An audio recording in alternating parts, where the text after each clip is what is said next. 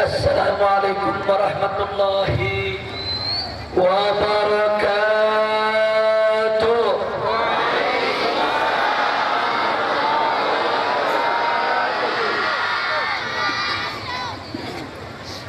Bismillah walhamdulillah wa la hawla wa la quwwata illa billah. Ashhadu an la ilaha illallah wahdahu la syarika lah wa ashhadu anna sayyidana Muhammadan abduhu wa rasuluh la nabiyya ba'dah. Allahumma salli wa sallim wa barik ala sayyidina wa habibina wa syafi'ina wa maulana nabiyyina Muhammadin wa ala alihi at-tahirin at-tayyibin wa ashabihi al-ghurri al-mayamin wa man tabi'ahum bi ihsanin ila yaumiddin. Ibadallah, usikum jami'an wa nafsi bittaqwallah wa bita'ati Rasulillah sallallahu alaihi wasallam. Wa nas'alullah subhanahu wa ta'ala an yahdiyana ila siratil mustaqim wa yaj'alana minal muttaqin wa yudkhilana jannatahu jannatan na'im bihaqqi sayyidil mursalin walhamdulillahi rabbil alamin. Najaballahu minna minkum bertakabbal ya.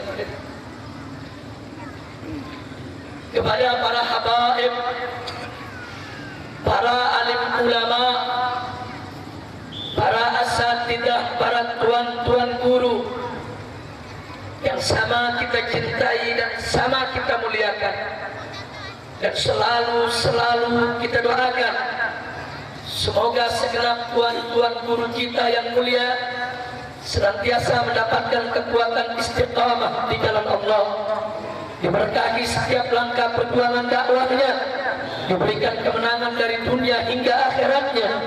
Amin ya rabbal alamin. Selanjutnya, salam penghormatan ini tidak lupa kita sampaikan kepada segenap jajaran umarok, aparatur pemerintah sipil TNI maupun Polri-nya, mobil khusus yaitu segenap musbidah daripada Kabupaten Biren yang kita cintai ini. Teristimewanya lagi itu untuk pimpinan daripada Dinas Syariat Biren yang tadi sudah menyampaikan sambutannya.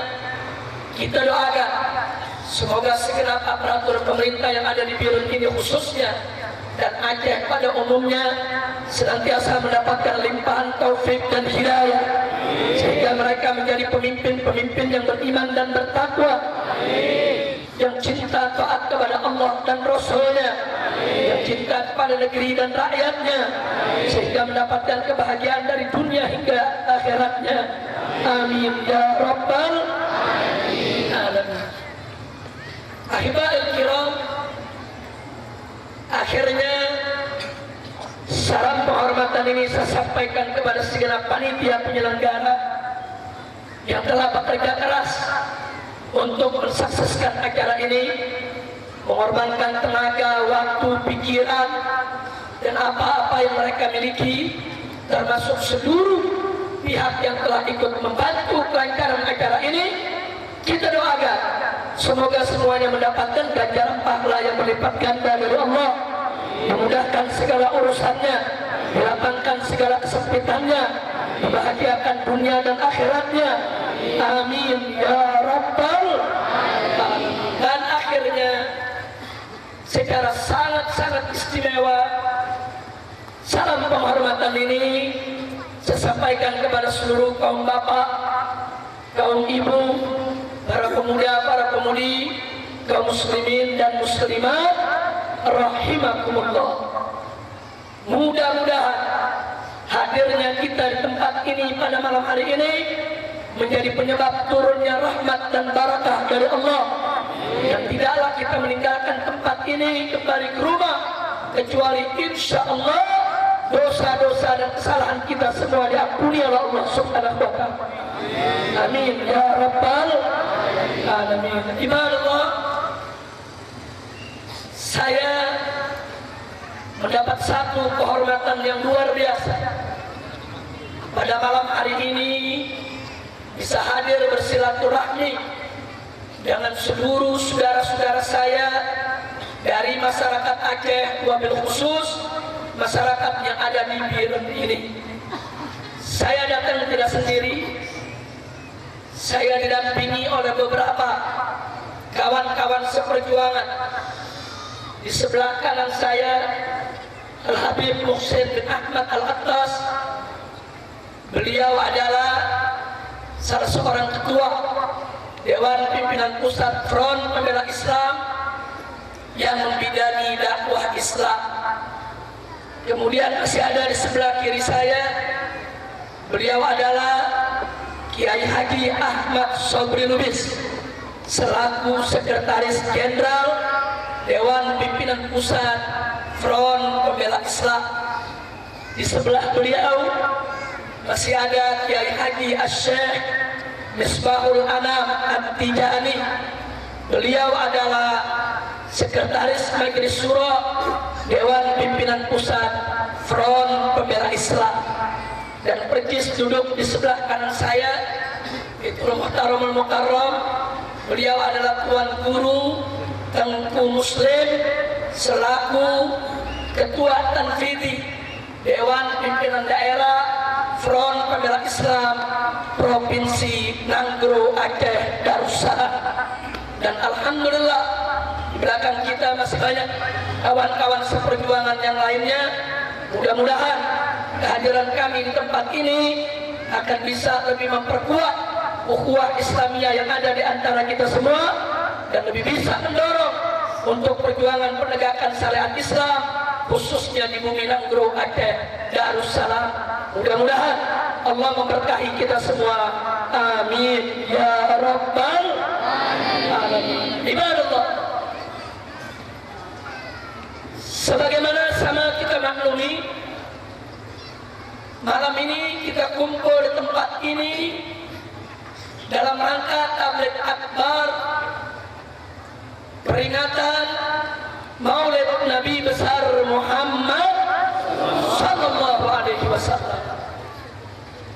Nabi yang kita peringati maulidnya pada malam hari ini adalah seorang nabi yang diutus oleh Allah untuk segenap umat manusia, bukan hanya untuk bangsa Quraisy, bukan hanya untuk bangsa Arab, tapi untuk seluruh umat manusia dengan berbagai macam suku dan bangsanya.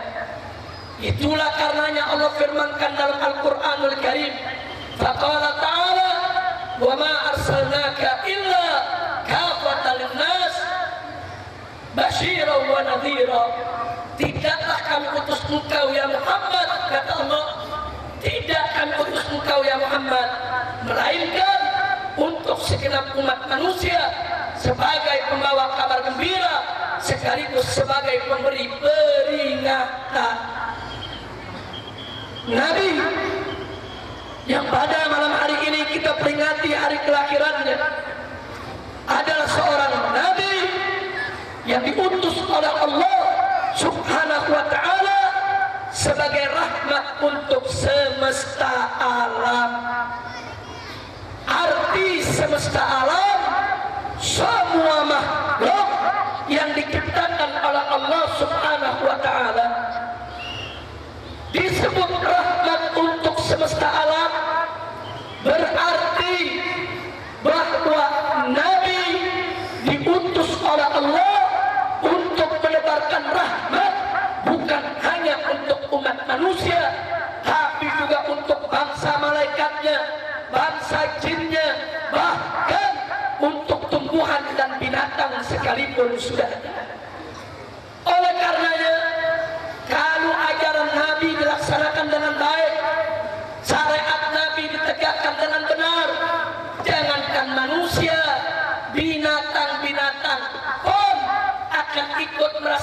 hidup aman, hidup tenang, terbebas daripada segala gangguan.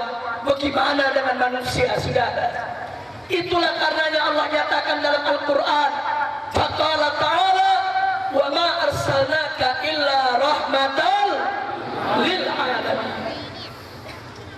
Nabi yang kita peringati pada malam hari ini, maulidnya adalah seorang Nabi yang berakhlak begitu sempurna, berakhlak begitu mulia.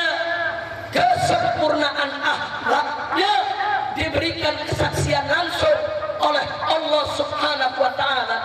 Allah firmankan dalam Al-Qur'anul Karim, faqala ta'ala fi akhlaqi nabiyyi Muhammadin sallallahu alaihi wasallam wa innaka la'ala khuluqin azim.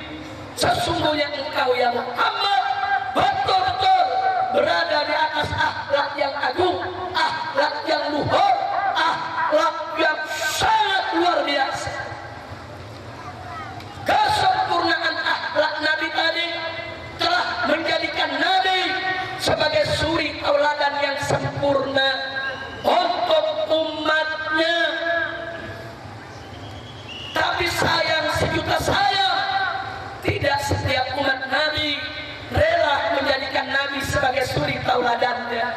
Allah nyatakan dalam Al-Quran, faqala ta'ala laqad kana lakum fi rasulillahi uswatun hasanah liman kana yarjullaha wal yawmal akhir wa dzakarallaha katsira. Sesungguhnya bagi kamu sekalian, kata Allah, di dalam diri Rasulullah terdapat suri tauladan yang baik. Lalu siapa yang menjadikan Nabi sebagai suri tauladan? Liman kana yarjullaha wal yawmal akhir, yaitu mereka-mereka yang beriman kepada Allah dan beriman kepada hari akhir, wa dzakarallaha katsira, dan banyak berzikir kepada Allah. Mudah-mudahan kita termasuk golongan ini. Amin ya rabbal alamin.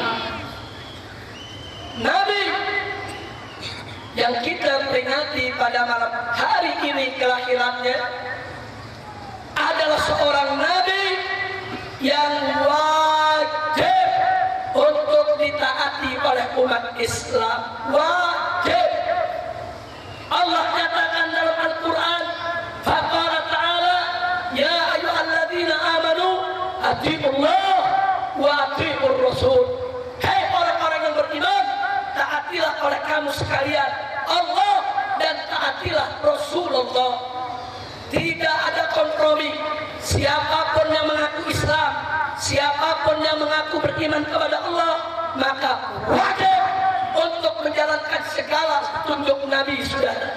Allah nyatakan dalam Al-Quran pada ayat yang lain, faqala ta'ala wa ma atakumur rasulu fakhuduhu wa ma nahakum anhu fantahu. Apa-apa yang Nabi berikan kepada kalian, maka ambil, amalkan, laksanakan. Dan apa-apa yang Nabi larang daripada kalian, maka tinggalkan jauh-jauh. Jangan sekali-kali untuk dilakukan.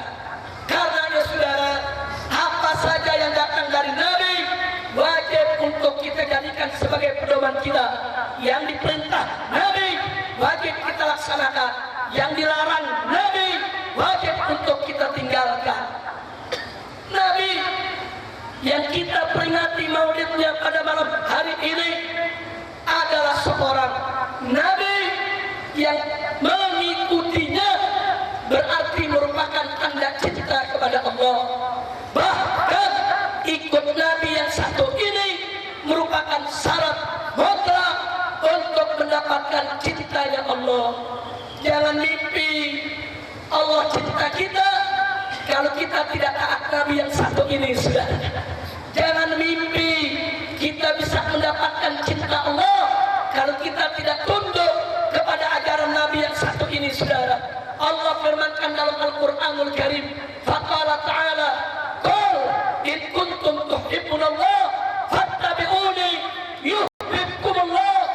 Allah yang menyatakan kepada Nabi, qul, katakanlah hai Muhammad, katakanlah hai Nabi, katakanlah hai Rasul, in kuntum tuhibbunallah, jika kamu sekalian betul-betul cinta kepada Allah,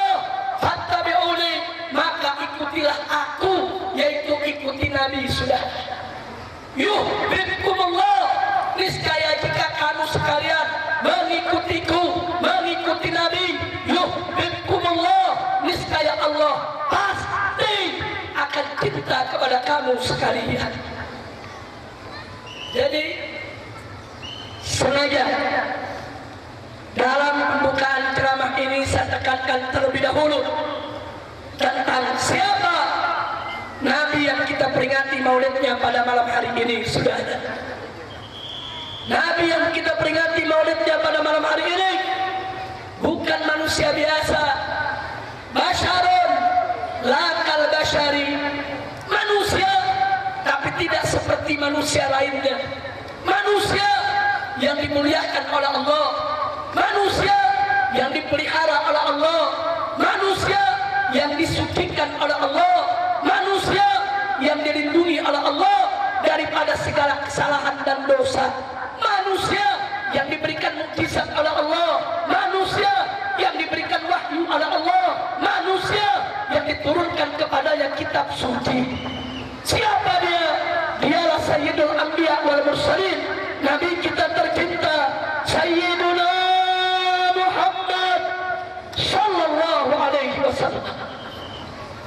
Oleh karena itu saudara, kalau kita sudah mengetahui kadar, tingkat, martabat, ketinggian Nabi yang kita peringati maulidnya pada malam hari ini, maka jangan pernah ragu lagi untuk mencintainya, untuk membelanya, untuk menjalankan ajarannya. Insya Allah. Nah, baiklah ibadallah, baik ibadallah, setelah saya tekankan terusan tentang siapa Nabi yang kita peringati maulidnya pada malam hari ini, maka yang ingin saya garis bawahi adalah bahwa kita sebagai umat Islam wajib untuk mengikuti ajaran Nabi, menegakkan syariatnya. Insya Allah. Saya mau tanya semua yang ada di sini, tolong dijawab yang kompak semua yang ada di sini. Cinta tidak kepada Nabi Muhammad? Ya. Jawab yang kompak. Cinta tidak? Ya. Siap menjalankan ajarannya? Ya. Siap menegakkan syariatnya? Ya. Siap untuk menegakkan hukumnya? Ya. Siap untuk membela kehormatannya? Ya. Takbir! Sallu ala Nabi. Allahumma salli wa sallim alaihi. Saudara, ditulis oleh panitia di depan kita, melalui peringatan maulid pada malam hari ini, kita diharapkan secara bersama menjadikan syariat Islam sebagai solusi dari permasalahan ummah. Syariat Islam sebagai solusi bagi problematika ummah.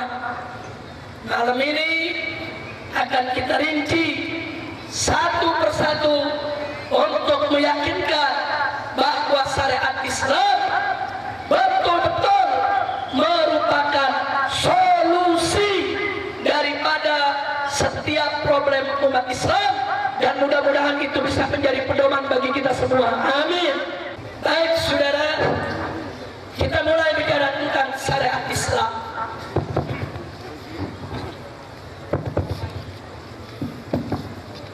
Pertama, bagian pertama yang ingin saya jelaskan adalah dalil nakli tentang kewajiban menerapkan syariat Islam. Dalil nakli itu dalil yang dinukilkan dari Al-Quran dan As-Sunnah. Begitu juga ijma. Yang kedua, nanti akan kita kupas dalil akli, dalil nalar, logika tentang kewajiban menerapkan syariat Islam. Setelah itu yang ketiga, kita akan buat pembuktian kalau syariat Islam itu indah, kalau syariat Islam itu bagus, kalau syariat Islam itu solusi bagi permasalahan umat. Sekaligus kita akan melakukan komparasi perbandingan antara hukum pidana Islam dengan hukum pidana yang dibuat oleh tangan-tangan manusia. Sudah. Setelah itu silakan Anda mengambil kesimpulan apakah kita harus tetap jalan menegakkan syariat Islam atau cukup berhenti sampai di sini. Begitu saya mau tanya dulu malam ini, siap lagi tidak? Ya. Siap mendengarkan? Ya. Betul? Takbir. Kita mulai yang pertama, saudara. Bapak, Ibu yang saya cinta, kalau nanti Anda pulang ke rumah, buka mushaf Al-Quran, baca ayat dan lihat terjemah serta tafsirnya. Surat Al-Ma'idah dari ayat 44 sampai ayat 51. Apa isinya? Pertama, di surat Al-Ma'idah ayat 44 Allah menceritakan bahwasanya dulu umat Nabi Musa alaihissalam diwajibkan oleh Allah untuk menjalankan hukum Allah. Di akhir ayatnya Allah nyatakan, wa ma lam yahkum bima anzalallah fa ulaika humul kafirun. Yang artinya barang siapa yang tidak menghukum dengan apa yang diturunkan oleh Allah, maka dia adalah orang-orang kafir. Hati-hati saudara, ini Allah yang berfirman. Allah nyatakan dalam Al-Quran, wa ma lam yahkum bima anzalallah fa ulaika humul kafirun. Barang siapa yang tidak menghukum, yang tidak melaksanakan hukum, yang tidak menegakkan hukum dengan apa yang diturunkan Allah, maka mereka adalah orang-orang kafir. Itu yang pertama, saudara. Di ayat berikutnya, ayat 45, Allah menjelaskan tentang sebagian isi Taurat. Di akhir ayat Allah nyatakan, wa ma lam yahkum bima anzalallah fa ulaika humut zalimun. Yang artinya barang siapa yang tidak menghukum, tidak menjalankan hukum, tidak melaksanakan hukum, tidak menegakkan hukum dengan apa yang diturunkan oleh Allah, maka mereka adalah orang-orang zalim. Ini Allah punya firman, saudara, bukan ucapan manusia, bukan ucapan malaikat, bukan ucapan jin maupun syaitan. Ini adalah firman Allah. Selanjutnya di ayat ke-46 Allah menceritakan yaitu tentang umat Nabi Isa alaihissalam yang juga diwajibkan untuk menegakkan hukum Allah. Bahkan di ayat ke-47 Allah menyatakan, waliyahkum ahlul injil bima anzalallahu fihi. Dan mereka pengikut Isa yang berpegang teguh kepada kitab suci Injil wajib untuk menghukum dengan apa yang diturunkan oleh Allah dalam kitab suci tersebut. Wa man lam yahkum bima anzalallah fa ulaika humul fasiqun. Kata Allah, barang siapa yang tidak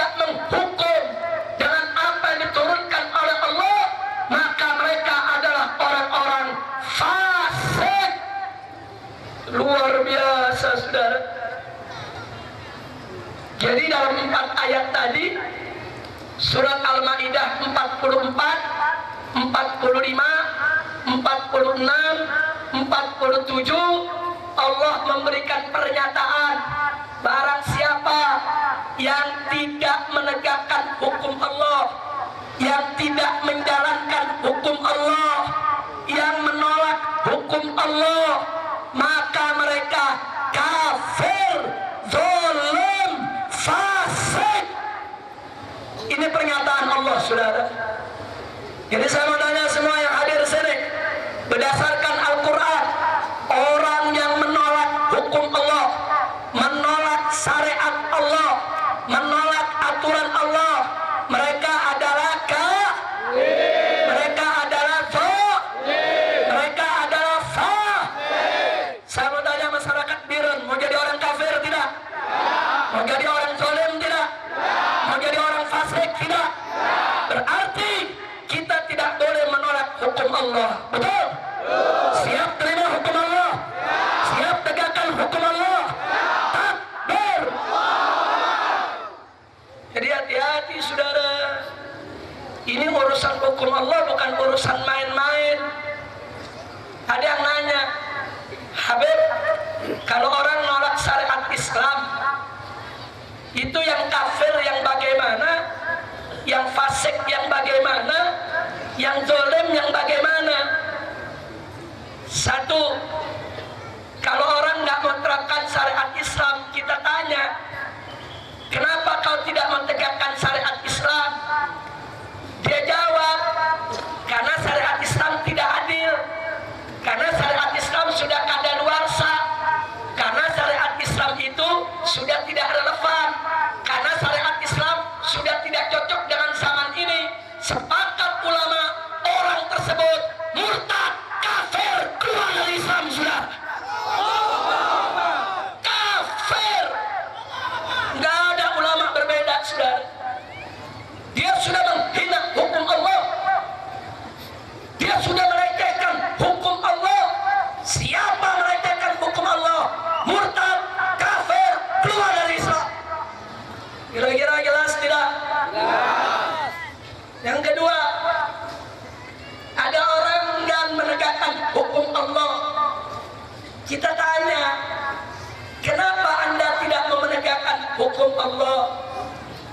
Dia jawab, ya hukum Allah si adil, saya yakin hukum Allah benar, tapi gimana ya, masa takut berhukum Allah, tapi gimana ya, kayaknya saya masih belum berani untuk menerapkannya. Dia nggak nolak, saudara, atas kebaikan hukum Allah, keadilan hukum Allah, hanya dia enggan untuk menerapkannya. Ada karena alasan politik. Kenapa Anda tidak menegakkan hukum Allah? Oh, takut investor nggak datang ke Aceh. Ada yang begitu? Hukum Islam bagus, cuma kalau diterapkan nanti investor nggak datang. Saudara, kalau ada orang tidak mau menegakkan hukum Allah hanya karena alasan dunia, karena alasan politik, dan dia tetap mengakui kewajibannya, orang tersebut tidak kafir, tapi orang tersebut fasik. Itu namanya fasik, sudah. Dia tahu hukum Allah bagus, dia tahu hukum Allah adil, kenapa dia tidak segera untuk menerapkannya? Jadi jangan bikin alasan. Syariat Islam jangan ditegakkan sekarang. Kenapa? Nanti investor nggak datang. Oh, kalau begitu kapan diterapkan? Nanti tunggu investor banyak dulu. Begitu investor udah banyak, kita tanya, kapan mau diterapkan? Jangan dulu. Kenapa? Nanti investornya lari. Belum datang, takut gak datang. Udah datang, takut lari. Jadi kapan mau diterapkan? Jangan cari alasan, saudara. Hati-hati. Siapa yang menolak hukum Allah dengan mengatakan hukum Allah tidak ada, kafir. Siapa yang tidak menegakkan hukum Allah karena alasan politik dan lain sebagainya, fasik. Terlepas dari kafir maupun fasik, siapa saja yang menolak hukum Allah, maka pasti orang tersebut adalah zalim. Ini yang menyatakan Allah, bukan saya. Saya hanya menyampaikan saja, sudah. Maka itu saya mau tanya yang hadir di sini, mau disebut orang kafir tidak? Mau disebut fasik tidak? Mau disebut zalim tidak? Kalau begitu siap untuk menegakkan hukum Allah? Siap jalankan syariat? Takbir. Kita lanjutkan surat Al-Maidah. Di ayat ke-48 Allah menyatakan kepada Nabi, wa anzalna ilaikal kitaba bil haqq, wa anzalna ilaikal kitaba bil haqq, telah kami turunkan kepada engkau wahai Nabi kitab suci dengan hak. Kitab suci dengan hak, dengan kebenaran. Oleh karena itu di dalam ayat tersebut Allah menyatakan kepada Nabi, fahkum bainahum bima anzalallah. Hei Rasul, hei Nabi, hei Muhammad, fahkum bainahum bima anzalallah. Maka hukumlah di antara umatmu, hukumlah di antara rakyatmu itu semua bima anzalallah, dengan apa yang telah diturunkan oleh Allah. Nabi diperintahkan oleh Allah untuk menegakkan syariat Islam, untuk menjalankan hukum Allah. Di ayat ke-49 Allah ulangi lagi, apa kata Allah? Wa anihkum bainahum bimasallah. Hei Muhammad, hei Rasul, hei Nabi, hukumlah di tengah mereka dengan apa yang diturunkan oleh Allah. Jadi ayat 48 dan 49 secara eksplisit, terang benderang, nyata, jelas Allah memerintahkan Nabi untuk menegakkan syariat Islam, hukum Allah di tengah umatnya. Alhamdulillah. Ayat yang ke-50 saudara. Di ayat ke-50 Allah sindir, Allah tegur saudara, orang yang tidak mau pakai hukum Allah. Apa Allah nyatakan? Afa hukmal jahiliyati yabghun wa man ahsanu minallahi hukma liqaumin yuqinun. Sadaqallahul azim. Pak, Bu, kata Allah dalam surat Al-Maidah ayat 50, itu orang-orang yang nggak mau pakai hukum Allah, orang-orang yang nggak mau pakai syariat Islam. Apa hukmal jahiliyah yabghun? Apa mereka menginginkan hukum jahiliyah? Apa mereka mau pakai aturan jahiliyah? Apa mereka mau pakai undang-undang jahiliyah? Apa mereka mau pakai hukum jahiliyah? Wa man ahsanu minallahi hukma. Nggak ada satu hukum pun yang lebih bagus daripada hukum Allah, saudara. Nggak ada yang lebih bagus daripada Allah terkait hukumnya, saudara. Bagi siapa? Liqaumi yuqinun, bagi orang-orang yang punya keyakinan, bagi orang yang yakin, bagi orang yang beriman. Tidak ada hukum yang lebih baik daripada hukum Allah. Tidak ada hukum yang lebih adil daripada hukum Allah. Tidak ada hukum yang lebih sempurna daripada hukum Allah. Maka itu saya tanya semua yang ada di sini, percayakah Anda semua dengan Allah? Yakin? Siapa yang maha adil? Siapa yang maha sempurna? Siapa yang maha suci? Siapa yang maha agung? Siapa yang maha arif lagi bijaksana? Siapa yang maha kuasa? Siapa yang maha mencipta? Siapa yang maha besar? Takbir. Kalau ada orang berani mengatakan ada hukum lain lebih bagus dari hukum Allah, orang tersebut murtad, kafir, keluar dari Islam, saudara. Hati-hati, nggak ada hukum lebih bagus daripada hukum Allah. Maka itu saya mau tanya semua di sini, hukum yang terbaik hukum siapa? Yakin? Percaya? Beriman? Selain hukum Allah, saudara, apakah ada yang lebih baik daripada hukum Allah? Ada yang lebih baik dari hukum Allah? Jadi kalau Anda disuruh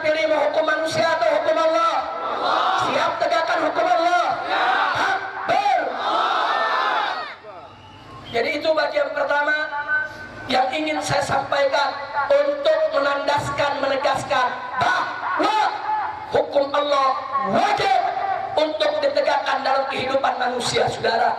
Tidak ada tawar-menawar, tidak ada kompromi. Maka itu saya mau mengajak seluruh umat Islam di Indonesia, dari Sabang sampai ke Merauke, saudara, kita wajib berjuang untuk menegakkan hukum Islam di bumi Indonesia, karena Indonesia berpenduduk mayoritas 90% adalah beragama Islam. Jadi hukum Islam harus tegak, bukan hanya di Aceh, tapi di setiap jengkal daripada wilayah negara kesatuan Republik Indonesia. Karena tidak ada hukum yang terbaik untuk umat Islam Indonesia kecuali adalah hukum Islam yang harus ditegakkan. Betul? Takbir. Dan begitu saya berharap saudara-saudara saya di Aceh untuk tidak pernah ragu-ragu menerapkan syariat Islam. Sudah setuju? Aceh adalah serambi Mekah. Aceh adalah Darussalam.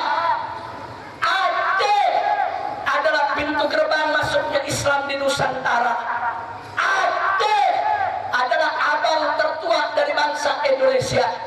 Aceh ini merupakan gudang ulama, gudang daya, gudang ilmu pengetahuan Islam. Bahkan Aceh sudah menegakkan syariat Islam sebelum wilayah lain di Indonesia menegakkan syariat Islam. Betul? Bahkan Sultan Iskandar Muda itu terkenal dengan taatnya kepada hukum Islam, sampai anaknya sendiri dihukum pidana Islam, saudara, dalam rangka karena beliau lebih cinta kepada agama daripada kepada keluarga sendiri. Betul? Nah, karena itu saya mau tanya semua yang ada di sini, siap Aceh bangkit kembali? Siap Aceh bangkit kembali? Siap Aceh bangkit kembali? Takbir. Bagi saya, saudara, Aceh ini adalah lokomotif. Aceh ini kepala kereta, saudara. Kalau syariat Islam berhasil di Aceh, maka perjuangan mengajak provinsi lain di Indonesia untuk menerapkan syariat Islam akan jauh lebih mudah lagi, saudara. Kalau syariat Islam berhasil di Aceh, kami di Jakarta bisa angkat dada kepada pejabat-pejabat di pusat. Hei para pejabat-pejabat yang selama ini menolak syariat Islam, lihat saudara kami di Aceh, mereka berhasil mendirikan Aceh dengan syariat Islam, menciptakan keamanan, menegakkan barokah, menegakkan rahmat, sehingga kami akan mudah untuk menuntut penerapan syariat Islam untuk seluruh provinsi di Indonesia, insya Allah. Jadi jangan lupa, saya bertanya, musuh syariat Islam banyak tidak? Banyak tidak? Ada kelompok-kelompok tertentu nggak redo Aceh pakai syariat Islam, sudah. Ada kelompok-kelompok tertentu baik dari dalam Aceh maupun dari luar Aceh, mereka tidak ridho kalau Aceh melaksanakan syariat Islam, saudara. Mereka akan berusaha dan berusaha dan berusaha bagaimana syariat Islam tidak boleh jalan di Aceh, saudara.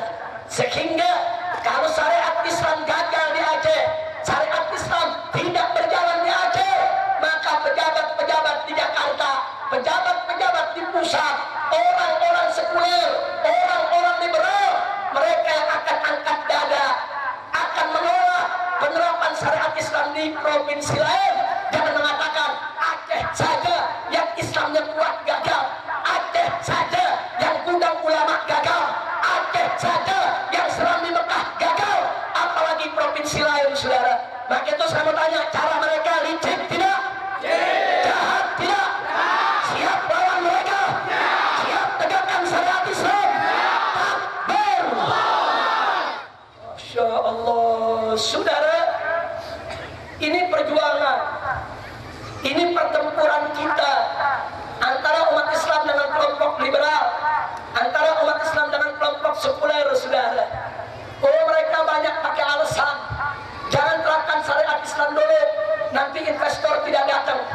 Jangan terapkan syariat Islam, nanti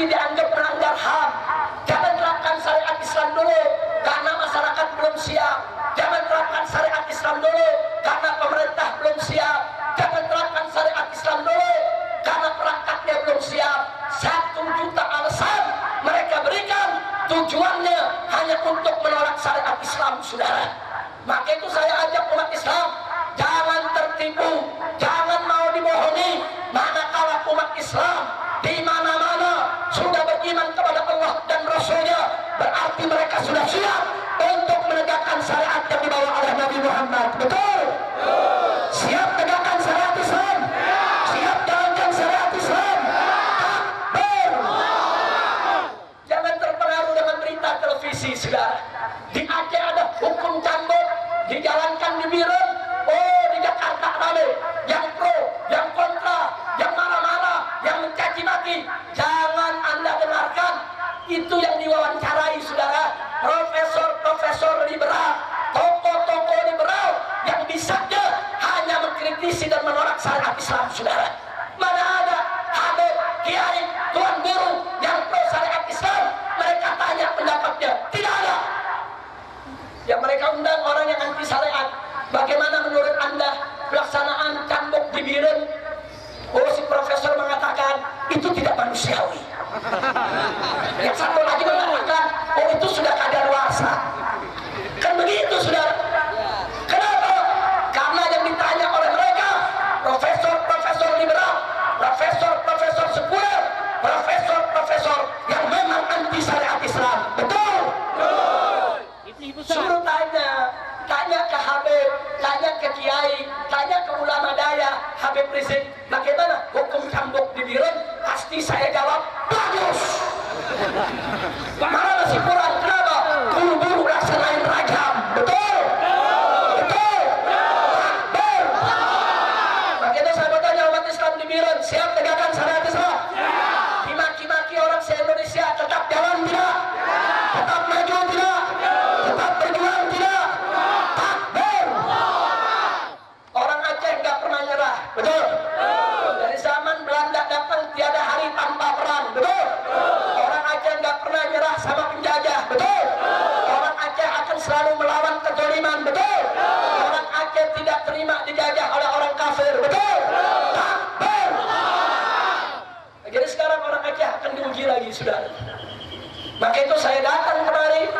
Dari mulai semalam saya masuk ke Banda Aceh, ke Aceh Besar, sampai hari ini di Biren ini, saudara, tidak lain dan tidak bukan, saya ingin memberikan semangat kepada saudara-saudara muslim saya yang ada di Aceh untuk tidak mundur selangkah pun juga dalam rangka menegakkan syariat Islam di Aceh.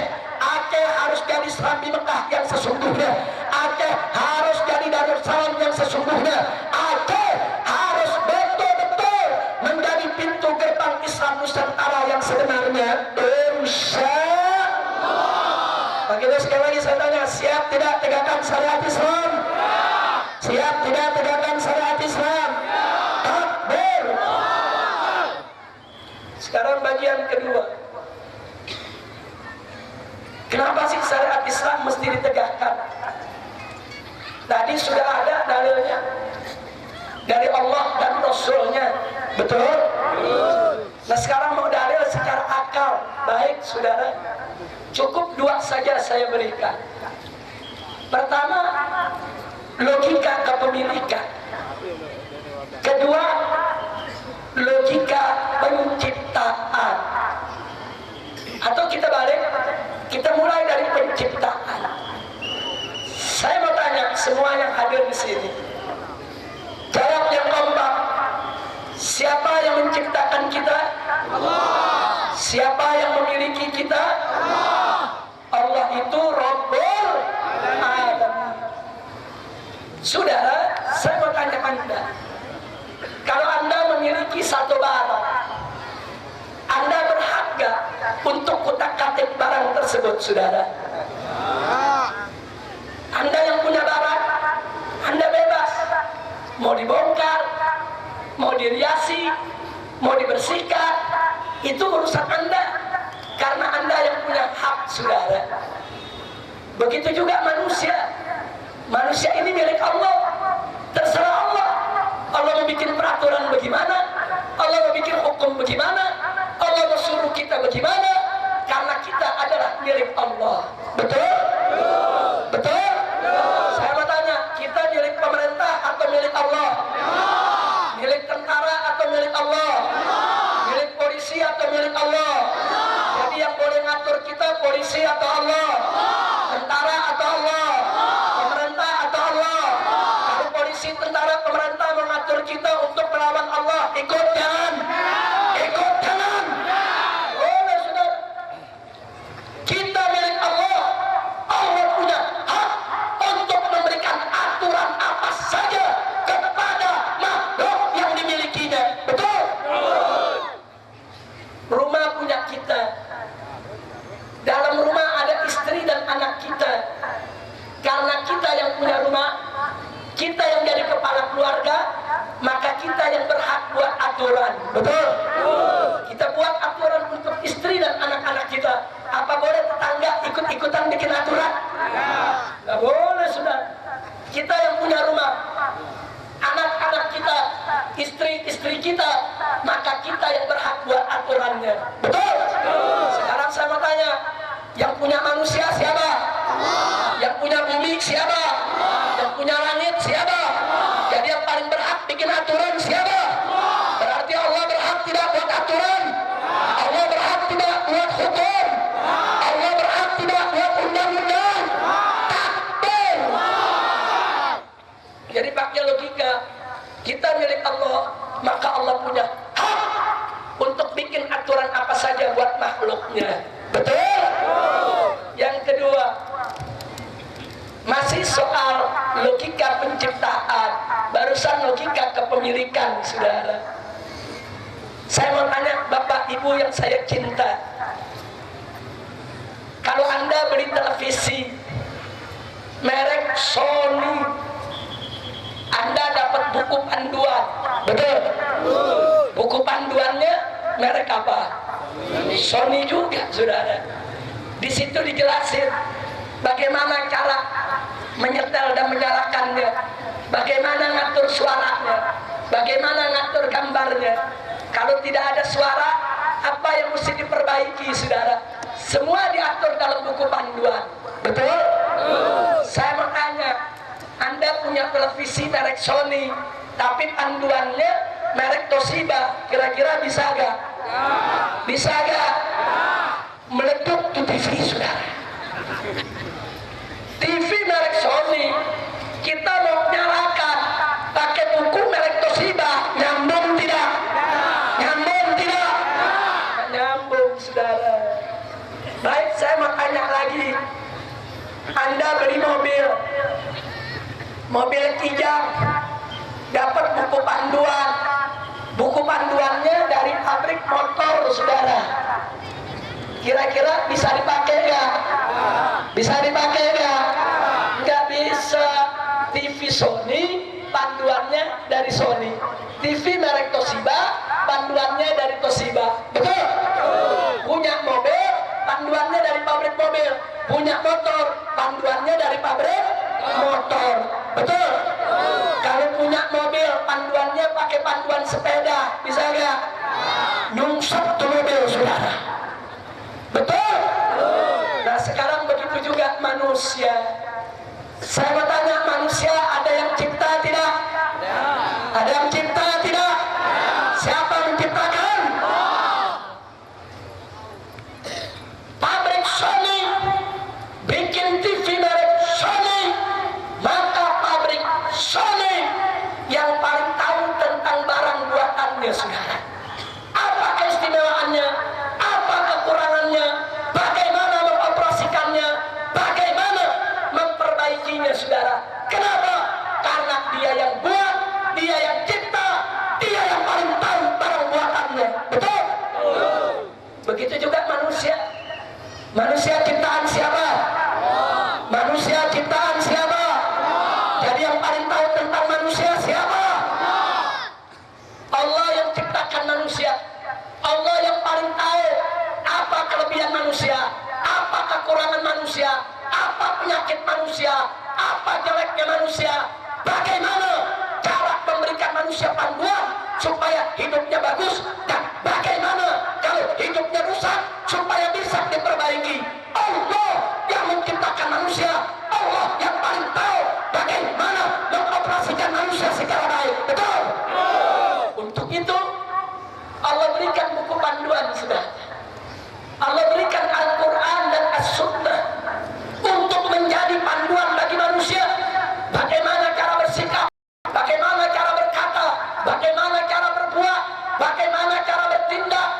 seterusnya semua diatur pada Allah. Supaya kenapa? Supaya si manusia beroperasi dengan baik, hidup dengan baik, menghasilkan yang terbaik. Betul? Takbir. Berarti aturan Allah penting tidak? Bagus tidak? Manusia ciptaan Allah. Allah kasih buku panduan udah bagus, Al-Quran. Mau diganti sama KUHP. Mau diganti, saudara. KUHP buatan Belanda. Saya bertanya, bagus mana buatan Belanda sama yang dari Allah? Yang datang dari Belanda dengan yang datang dari Allah, bagus mana? Bagus mana? Ini manusia ciptaan Allah, bukan ciptaan Belanda. Ini manusia ciptaan Allah, bukan ciptaan manusia. Manusia yang ciptaan Allah, buku panduannya mesti dari Allah. Betul? Enggak. Buku panduannya dikasih KUHP. Iya. Akibatnya apa, saudara? Kalau saya umpamakan, manusia ini pesawat jet paling mutakhir. Begitu terbang, buku panduannya dari pabrik becak, KUHP. Saya tanya, kira-kira pesawat jetnya nyungsep tidak? Nyungsep tidak? Makanya bangsa Indonesia nyungsep terus, saudara. Ya, oke itu. Nah, bagaimana nggak nyungsep? Ini kita umat Islam, ciptaan Allah. Allah kasih buku panduan bagus, namanya Al-Quran. Yang kalau kita gunakan, kalau kita laksanakan, hidup kita menjadi baik, negeri kita menjadi berkah. Betul? Dikasih KUHP buatan Belanda. Iya. Setan itu.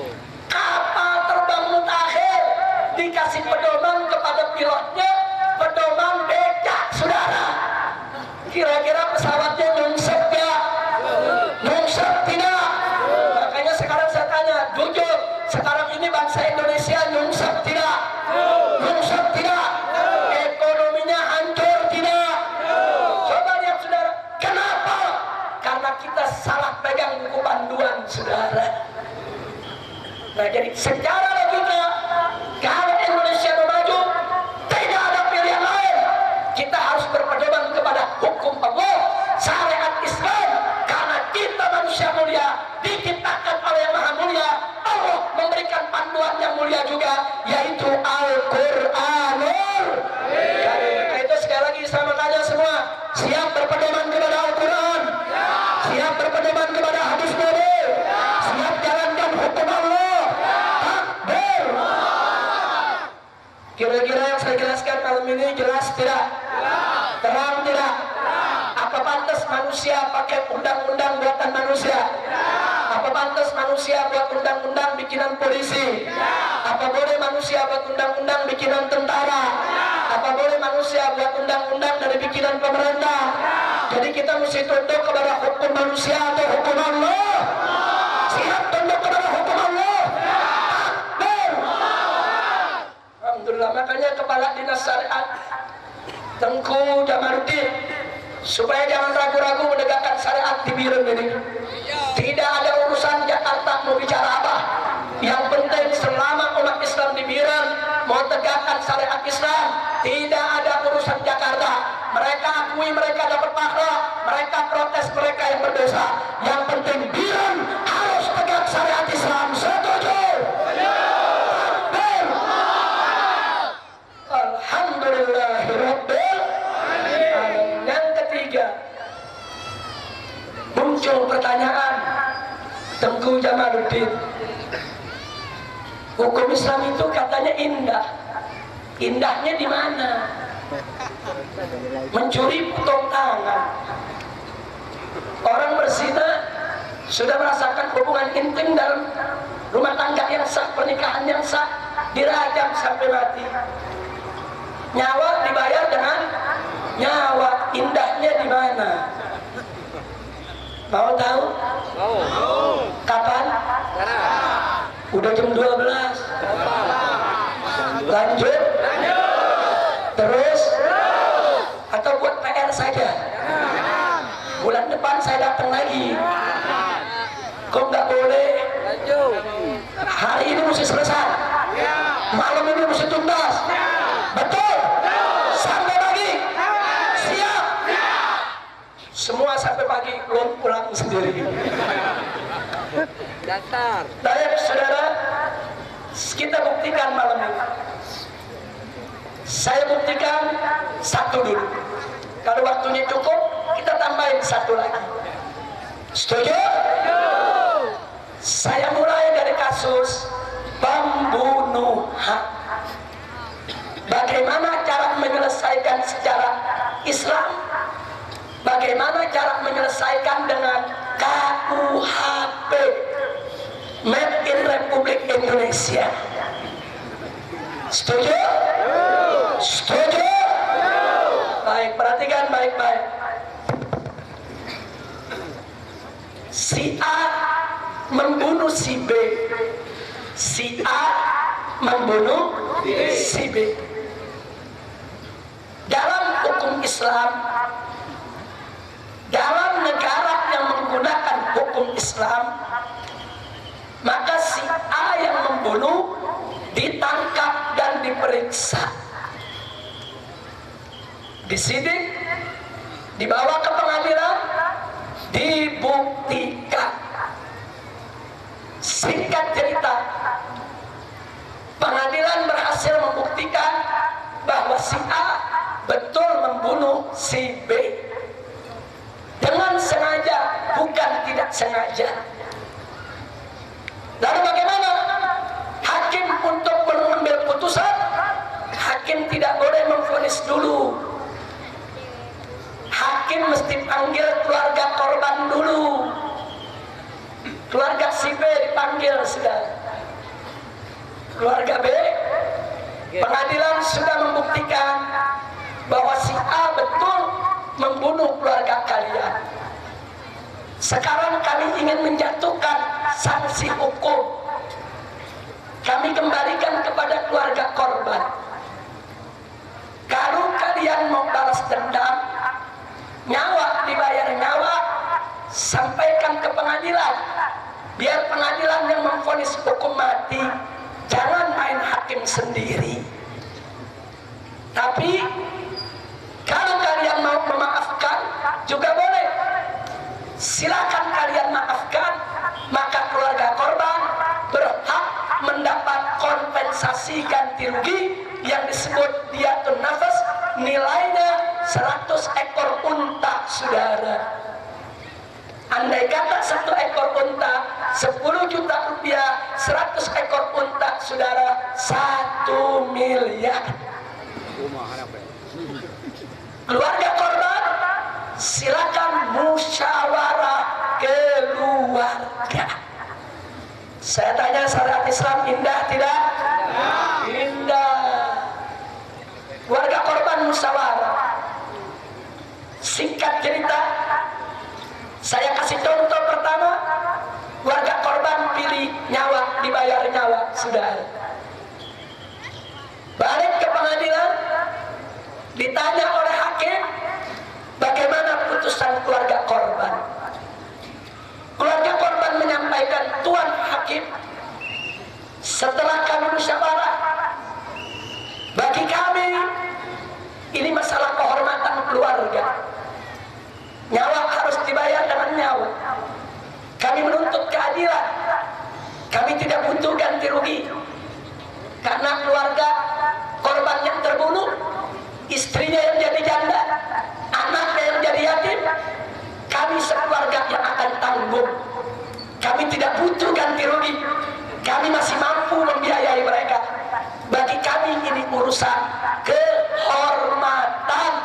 Kami minta keadilan, nyawa dibayar dengan nyawa. Kalau itu putusannya, hakim menjatuhkan sanksi, si A dihukum mati. Adil tidak? Adil tidak? Setelah si A dihukum mati, 1, dendam selesai. Tidak ada lagi dendam, saudara, karena sudah diselesaikan secara hukum. Dendam terbalas tidak? Terbalas. 2, keluarga korban, istri yang jadi janda, anak yang jadi yatim, sudah ada jaminan dari keluarga yang lain untuk menanggung, saudara. 3, pemerintah nggak perlu bikin penjara lama-lama buat pembunuh, saudara. Nggak perlu. Vonis hukum mati, eksekusi, kuburin, perlu penjara ya? Nggak perlu penjara. Hemat biaya tidak? Hemat biaya tidak? Nggak perlu ada penjara, nggak perlu kasih makan pembunuh, nggak perlu gaji sipil, saudara. Bagus tidak hukum Islam? Bagus tidak hukum Islam? Yang keempat, masyarakat tenang karena pembunuh sudah dihukum mati. Betul? Masyarakat kalau dengar pembunuh sudah dihukum mati, tenang tidak? Aman tidak? Subhanallah. 5, dengan hukum Allah dijalankan, masyarakat diberikan berkah oleh Allah, sudah. Subhanallah. Yang nomor 6, si pembunuh ada kesempatan buat taubat, saudara. Ya Allah, saya membunuh, saya akan dihukum mati. Apalagi yang saya mau lakukan kalau bukan taubat kepada Allah? Dia hidup dengan hukum Allah, dia taubat, walaupun dia dihukum mati, dosanya bisa diampuni oleh Allah, saudara. Subhanallah. Saya tanya, kalau begitu hukum Islam indah tidak? Bagus tidak? Indah tidak? Adil tidak? Takbir. Itu yang pertama. Sekarang yang kedua, setelah musyawarah, keluarga korban mau memaafkan. Nah, ini masalah lain lagi nih. Datang ke pengadilan, Tuan Hakim, setelah kami musyawarah, ternyata bagi kami kalaupun si pembunuh dibunuh, keluarga kami yang sudah mati tidak hidup lagi. Lagi pula si pembunuh juga punya istri, punya anak. Kami tidak mau janda dan yatim bertambah lagi. Cukup keluarga kami yang jadi korban, cukup istrinya yang jadi janda, cukup anaknya yang jadi yatim. Kami maafkan, si pembunuh jangan dihukum mati, saudara. Tapi keluarga kami tetap siap untuk menerima ganti rugi daripada nyawa, diatun nafas, senilai harga 100 ekor unta, aturan syariat. Uang itu untuk menjamin kehidupan istri yang ditinggalkan jadi janda, anak yang ditinggalkan jadi yatim, supaya tidak terlantar. Kalau itu putusannya, maka pengadilan memutuskan si pembunuh dibebaskan dari hukuman mati. Si pembunuh bersama keluarganya silakan untuk membayar ganti rugi nyawa. Saudara, saya mau tanya, kalau sudah dimaafkan, dendam selesai tidak? Selesai. Ganti rugi dikasih, kewajiban selesai tidak? Selesai. Dari ganti rugi, istri korban yang jadi janda, anak korban yang jadi yatim, dengan jumlah 1 miliar, bisa hidup tidak? Bisa beli rumah? Bisa buat modal? Bisa buat sekolah anak-anak? Tidak ada anak yang terlantar. Islam adil tidak? Adil tidak? Kalau orang ini sudah dibebaskan dari hukuman mati, dia sudah bayar denda, apa perlu dipenjara? Jadi hemat, penjara nggak usah ada, saudara. Maka itu saya tanya, hukum